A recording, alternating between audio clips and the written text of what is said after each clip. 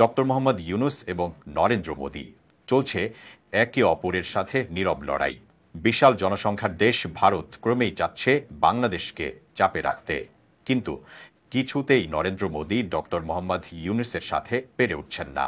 বিভিন্ন নিষেধাজ্ঞা, ভিসা বাতিল, নানা কৌশলে ঘায়েল না করতে পেরে এবার ভারতে বসবাসরত প্রবাসী বাংলাদেশিদের উপর চড়াও হয়েছে মোদির প্রশাসন। সম্প্রতি অনুপ্রবেশ ও ভুয়া কাগজপত্র ব্যবহার করে ভারতে বসবাস করছে এমন অভিযোগ করে প্রায় ৫ শতাধিক বাংলাদেশি নাগরিককে আটক করেছে গুজরাট পুলিশ।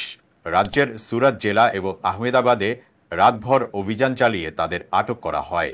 এর মধ্যে সুরাট থেকে ১০০ জন এবং আহমেদাবাদ থেকে ৪৫০ জনের মতো বাংলাদেশি নাগরিককে আটক করা হয়েছে। গত ৫ই আগস্ট হাসিনা পালানোর পর থেকে একের পর এক বাংলাদেশের উপর চাপ সৃষ্টি করছে ভারতের মোদি সরকার, কিন্তু কোনোভাবেই বাংলাদেশকে দমাতে না পেরে এখন প্রবাসী শ্রমিকদের উপর নির্যাতন চালাচ্ছে ভারতীয় প্রশাসন। এদিকে বাংলাদেশে বসবাসরত ভারতীয় নাগরিকরা পাচ্ছেন জামাই আদর। আন্তর্জাতিক গণমাধ্যম ডয়েচে ভেলের বাংলাদেশের বেসরকারি খাতে ভারতীয়দের দাপট শীর্ষক এক প্রতিবেদনে বলা হয়েছে, বাংলাদেশে প্রায় ৫ লাখ ভারতীয় নাগরিক বিভিন্ন খাতে চাকরি করছেন। এদের মধ্যে ১০% ওয়ার্ক পারমিট রয়েছে। বেশিরভাগই আসেন ট্যুরিস্ট ভিসায়, অর্থাৎ ৪.৫ লাখ ভারতীয় বাংলাদেশে অবৈধভাবে কাজ করছেন। এদের বেতন ডলারেই পাঠিয়ে দেওয়া হয় ভারতে। বাংলাদেশ সরকার ভারতীয়দের আন্তর্জাতিক মানের সুযোগ সুবিধা দিলেও ভারত তার পুরোটাই উল্টো। বিশেষজ্ঞরা বলছেন, ভারত মূলত বাংলাদেশ নয়, আওয়ামী লীগকে পছন্দ করে।